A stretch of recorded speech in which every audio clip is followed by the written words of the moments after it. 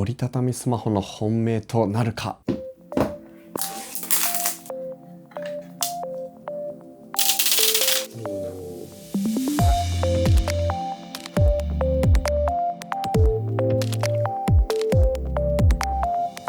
こんにちは、トバログです。ついにですね、Oppo Find N シリーズが日本にも上陸しました。これ待ち望んでた人めちゃくちゃ多いんじゃないですかね。というわけで今回は上陸したばかりの Oppo Find N6 を、今回先行レビューという形で本当に短い期間で数日間だけだったんですけど、こんな感じで使わせてもらっているので、スペックとしては本当に最強だなと思う一方で、これはちょっとつけてほしかったみたいなところもあるので、その辺も紹介していきます。それでは早速いってみましょう。はい、というわけでこちらが Oppo Find N6 ですね。めちゃくちゃ軽い。手に持った感じのこの軽さすごいです。そしてめちゃくちゃ筐体が薄いんですよね。この辺も後で紹介していくんですが、パッと開いてこんな感じ。カメラ部分とこのディスプレイ部分のサイズ感分かってもらえるんじゃないかなと思います。どんな特徴があるのかっていうと、ざっくり主なポイントはこんな感じですね。折り目の目立たないフラットなメインディスプレイ、そしてハッセルブラッド監修の最大2億画素を搭載するカメラ。これ結構個人的には気になってます。 6000mAh の大容量バッテリー、そして4つ目、これ最大の特徴だと思うんですが、ペンが使えるっていうところが強いポイントですかね。そしてこの軽さ、サイズ感に収まっているっていうところが、やっぱり Oppo すごいなっていう感じです。これまでもね Oppo Find N シリーズは何世代か出ているんですけど、今回初めて日本に投入されるっていうところで、この辺どんな感じかちょっとね触ってみた感想を話していきます。特徴を紹介していく前に、まずはスペックをちょっとお見せします。防水防塵性能がねきちんと備わっているっていうところが個人的には嬉しいですね。そしてちょっと触れておきたいのが重さですね。重さ 225g で Z Fold 7よりも若干重いんですけど、なんかめちゃくちゃ軽く感じるんですよね。っていうのもこれ結構大きめのディスプレイを搭載してるんですよ。僕が普段愛用している Pixel 9 Pro Fold と比べても結構な画面サイズの差があることがわかると思います。横のね長さはなんか近しい感じなんですが、縦にギュインと伸びてる印象ですね。実際に開いてみてもなんかちょっと大きいなと感じられるディスプレイのサイズです。9 Pro Fold とか Z Fold 7が内側のディスプレイ8インチなのに対して、こっちがね若干大きい 8.12 インチ、そして外側のディスプレイは 6.4インチっていうところでかなりのサイズの差があります。画面の性能もかなり高くて、両方ともねこの内側も外側も 120Hz のリフレッシュレートに対応しているのと、あとこれ有機 EL なのでかなり鮮やかかつ発色がすごく綺麗な印象があります。実際この画面比率を見ると使いやすさどうなんだろう、前のGalaxy Fold 6あたりの感じなのかなと思ってたんですが、意外と画面サイズ自体が大きいので、例えばキーボードもそんなに狭くないというか、ほぼほぼ同じですね。9 Pro Fold は横に長いのでこれテキスト打ちやすいなと思ってたんですが、それと比べてもサイズ感はかなり近い印象です。ただ単に縦の長さがぐいっと伸びたような印象ですね。画面がね 8.12 インチあるおかげで、こういうね雑誌のサブスクサービスとかもすごく読みやすいです。実際に本を表示させてみるとこんな感じですね。普通のよくあるアスペクト比の本なんですけど、こんな感じで読み進めながら、サイズ感的にもこういう細かい文字があるような本も割と読みやすいです。アスペクト比的にはねやっぱり見開きにするとちょっと真四角に近い形なので余白が目立つんですが、それでもこんな風にね細かい文字もすごく読みやすい印象です。これはなんかねディスプレイの解像度が他のフォルダブルよりも結構高めなんですよね。なので細かい文字まではっきりくっきりと表示してくれる印象があって、これは結構ポイントが高いです。個人的にはこうやってパカってしまって、このままポケットに入れていつでも持ち歩ける本棚みたいに使うことが多いので、電車移動とかでねそういうのが気軽に使えるのは嬉しい。最近こうやって見ることはないんですけど、 Yahoo みたいに情報量の多いこういうウェブページも PC ビューアー表示で結構見やすくて使いやすい印象です。イーブンリアリティが流れてきた。これはね今到着待ちですね。すごい楽しみなんだよな。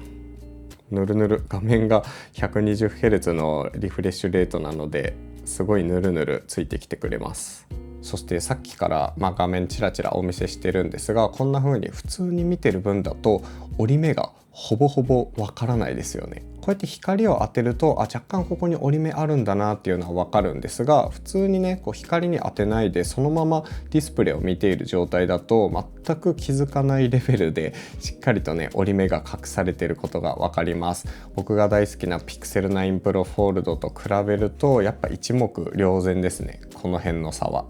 そんなにね折り目に関して今まで気にしたこともないし、あんまり気になるっていうこともないんですけど、折り目が気になる人にとってはすごくいい選択肢だと思います。今回これ紹介してるのがオレンジ色のカラーなんですが、なんと2色展開となっていて、こっちのシルバーの方がちょっと本命かなっていう感じです。個人的にこういう薄めのオレンジってそんなに好きではなくて、薄めのオレンジプラス柔らかいゴールドをあしらっているというところで、ちょっとねなんか違うかなっていう印象はあるんですが、もう一つ出ているチタンみたいなシルバー系の筐体の方がねやっぱかっこいいなとは思っていて、もし購入するなら個人的にはそっちかなっていう感じですかね。そして筐体デザインについても触れていくんですが、カメラがここに備わっていて OPPO のロゴ、そしてグイッと見るとこの幅の狭さですね。 Z Fold 7と薄さは結構近いような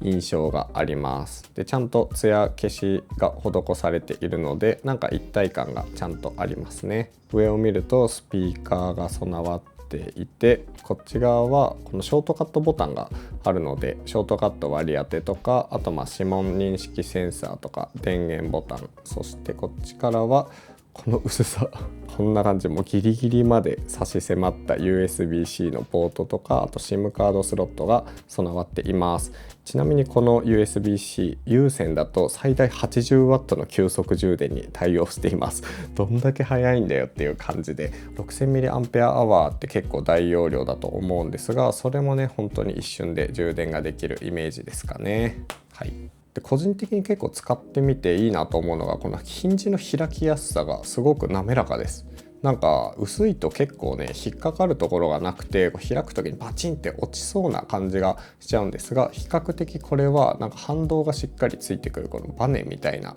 感じでグイッと開きやすい印象がありますね。この辺は結構プラスな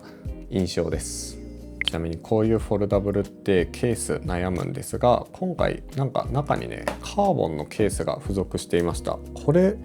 嬉しくないですか？結構これいうのって買うとやっぱ1万円とかするから、その分浮いてるっていう感じでかなり軽いんだけど、はい、ちょっと重さの実測値測ってみるんですが、よいしょ、お 232g で若干重たい感じかも、スペックよりも。このカーボンのケースめちゃくちゃ軽いんだけど、何グラム？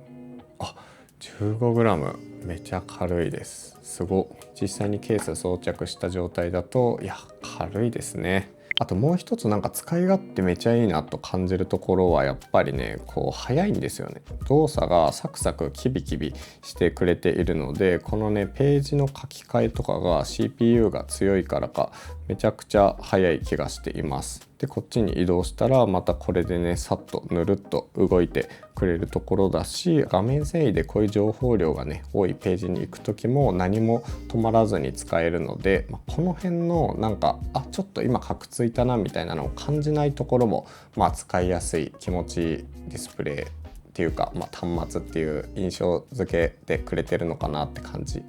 で、ディスプレイが大きいので結構いろいろな使い方ができて、こうやってね Google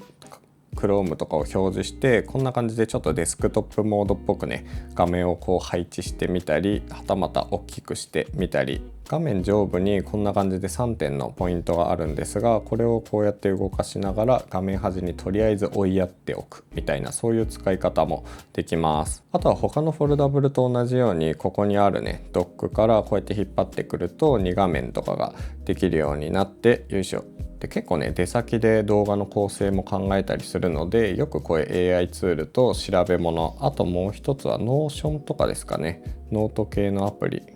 こんな風に3画面開いた状態でこの真ん中のバーとかを押すといろいろねこの動きが変わってくれるんですよね。こんな感じでなんか割と使い方まだ難しいなって感じなんですが、これ慣れるとこうやってこの調べ物しながらこっちを今使って AI ツールを見ながらそういうことねとか言ってこっちやってこっちのねこの2つの画面でメモしたりとか、そういうね3画面の使い方とかもしやすい印象です。まだ僕は慣れていないのであんまり使いこなせてないんですが、電車の中で立ちながらなんか構成考えるとか、資料を読みながら仕事をするとか、そういうシーンで役に立ちそうですね。で仕事系で言うとやっぱり今回ペンが使えるっていうのがすごく強いところです。実際にねすでに購入して使っている友達にペンを見せてもらったんですが、こんな風にグレーのねケースに収まっていて、それをこうパコッと取り外すとすぐに、ペンで書き始められるっていう感じです。 iPad でいう Apple Pencil みたいな形でこれ直接 Bluetooth で本体と接続をして、それでこうやってねペンを書くっていう感じですかね。結構ねこういうスマホだとワコムの電磁誘導式のペンが使えることが多くて、いろいろな手元にある同じようなペンを使えたんですが、今回独自の Bluetooth 接続っていうことで、これをなくしてしまったら終わりだなっていうのがちょっと残念ではあるんですけど、意外とこう書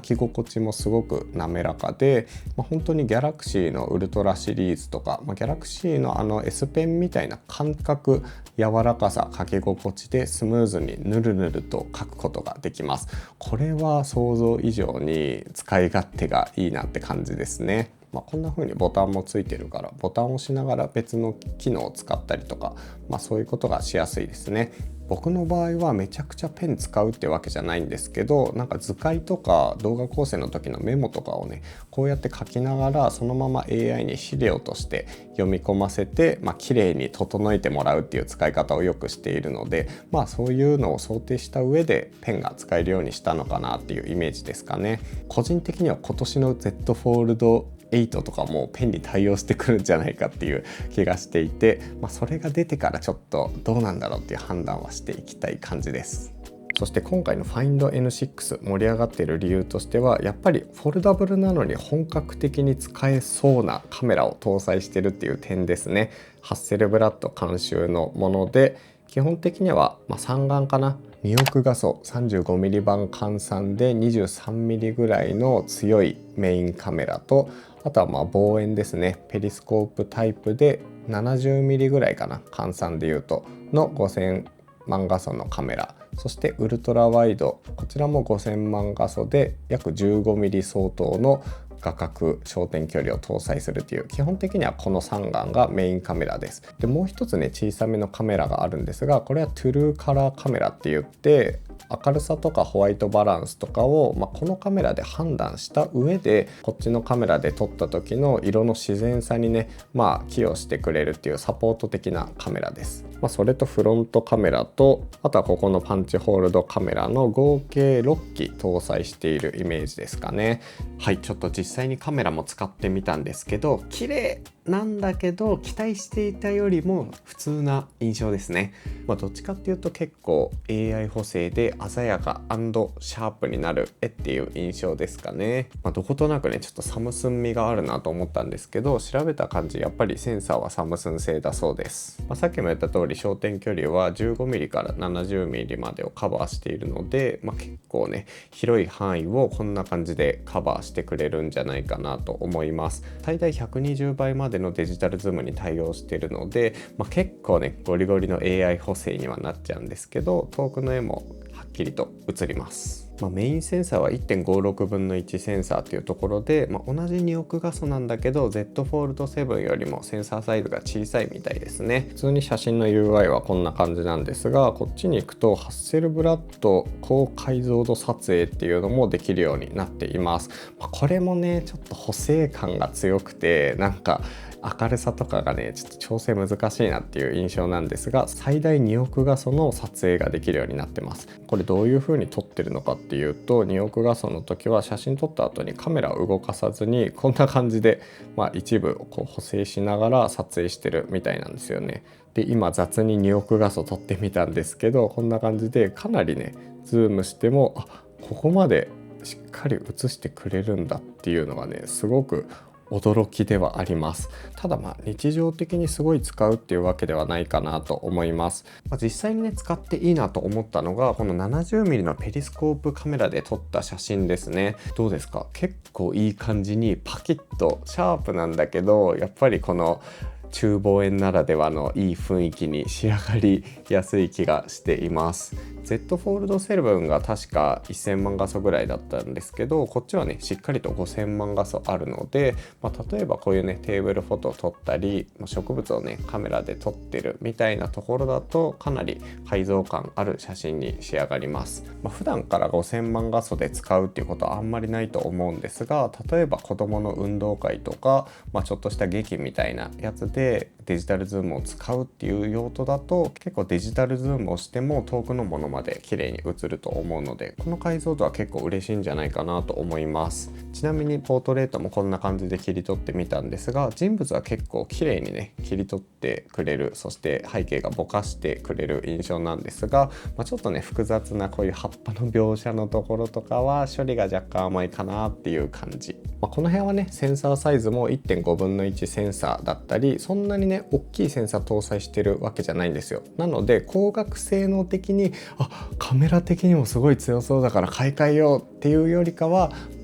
光学性能をソフトウェアで補っていくっていう印象が強いカメラっていう感じですかね。カメラ性能っていう一点で Xiaomi 17 Ultra とかと迷ってるのであれば、Xiaomi 17 Ultra の方がいいんじゃないかなっていう、そういう印象です。はい、続いて結構嬉しいのがやっぱバッテリー持ちですかね。 6000mAh っていう折りたたみスマホの中でもトップ性能を誇っていると思うので、この辺はちゃんとね1日まず朝充電するで持ち歩きながらパシャパシャ写真を撮って、電車の中でこっちの画面を使って本を読んだり漫画を読んだりっていうのでも、基本は重たいアプリとか消費電力激しいアプリ使わない限りは1日持つんじゃないかなっていうのが印象としてあります。少なくとも Galaxy Z Fold 7よりは圧倒的に持ちますかね。で今回5日間ぐらい借りているんですが、充電したのが2回かな。昨日ね撮影とかカメラを使うために充電はしていたんですけど、そこから写真を撮って、あとは夜充電せずに使ってだいたい70数%残っているので、やっぱバッテリー持ちは普段使っている折りたたみと比べると強いですね。Oppo Find N シリーズは拡張性が結構ね前のモデル話題になっていた気がします。 iPhone と接続をして、AirDrop 的に使ったり、あとは MacBook とか PC と接続をしてこっちの画面でねミラーリングをしてカーソル移動するとか、そういうのが結構使えるみたいなんですが、ちょっとね僕の今の環境だとなかなかこの接続がうまくいかなくてですね、こんな感じでずっとぐるぐる回ってこっち側でもねちょっとできないっていう、そういう機能があるんですが、ちょっと残念ながらトバログの方ではこのね、使っているパソコンとの相性が悪いのか、なかなかうまくペアリングできなかったですね。接続してることにはなってるっぽいんだけどな。簡単に言うとパーセックとかGoogle リモートデスクトップみたいにね、そういうペアリングをしてミラーリングをワイヤレスでしていくっていうものだと思うんですが、それとあとクイックシェア的なエアドロイドでしたっけ、そういう感じのアプリが純正で使えるようになってるみたいなイメージですかね。僕の環境ではペアリングまではできるんですけど、リモートデスクトップがうまく動作しなくて、ここがね試せなくてちょっと申し訳ないです。あと Windows だと結構標準でできるんですが、 Android の中にあるね写真のデータとかそういうのを全て PC で読み取るってことも MacBook でも可能になっています。こういうアプリはね結構代替品があると思うので、Find N6 っていうよりかはアプリ次第っていうところですかね。ちなみに拡張性で言うと、モバイルディスプレイをね接続した時の挙動は、単純にこの全く同じ画角の画面をミラーリングするっていうイメージです。 Pixel 9 Pro Fold とか Galaxy Z Fold 7だと別途デスクトップモードみたいなのが出るんですが、この Find N6 はその機能はなさそうですね。そんなになくても困らないし、おそらくそれを使うぐらいなら PC リモートしてねみたいな、そういう感覚ですかね。で、物にはもちろんいい点もあれば気になるところもあるっていうわけでちょっと紹介しておくと、まず気になる点1つ目、やっぱり価格かな。価格に関しては、結構31万8000円っていうところで30万円超えてくるとなかなか躊躇しますよね。個人事業主とかでも減価償却していくぐらいの価格になっちゃうから、ここは本当に悩みどころだと思います。例えば Galaxy Z Fold 7とか、あとPixel のフォールドシリーズとかもだいたい25、6万円ぐらいで収まってるんですよ。それでいて実際に使った感想としてもいい点はあるんですけど、 Z Fold 7と比べてめちゃくちゃ優れてるかっていうと、正直そこまでの価格差があるほどでもないかなっていうのが、感覚としてあってしまうので、この価格差を考えると悩みどころですね。金額として同じぐらいだったらめっちゃいいじゃんっていう押し方ができるんですが、ちょっとその辺は悩みかも。一番の違いはやっぱりペンが使えるっていうのと、あとバッテリー持ち、そして筐体のデザインだと思うので、ここに対して5万円を追加で乗せられるかっていうところかな。で2つ目がやっぱりお財布携帯が備わってないっていうところですね。これは結構都内を移動する僕としては最大のウィークポイントだなって感じなんですが、これだけバッテリー持ちが良くて1台で完結してくれそうな感じなんですけど、これでね都市を移動するときは別途スマホもう1台持ち歩くか、あとはスマートウォッチをねつけてスイカとかを入れる必要があるから、その辺工夫が必要ってところですかね。そもそも Oppo Find N6 めちゃくちゃ高い次元でフォルダブルをね体現してくれているので、そこに対して、気になった人はぜひチェックしてもらえると嬉しいです。というわけで今回の動画は終わりにしようと思います。トバログではこの動画の他にもいろいろなガジェットのレビューとか、あとガジェットが好きな人のルームツアーとかもしているので、そちらもぜひチェックしてもらえると嬉しいです。そして気に入っていただけたらチャンネル登録もお願いします。というわけで次の動画でお会いしましょう。トバログでした。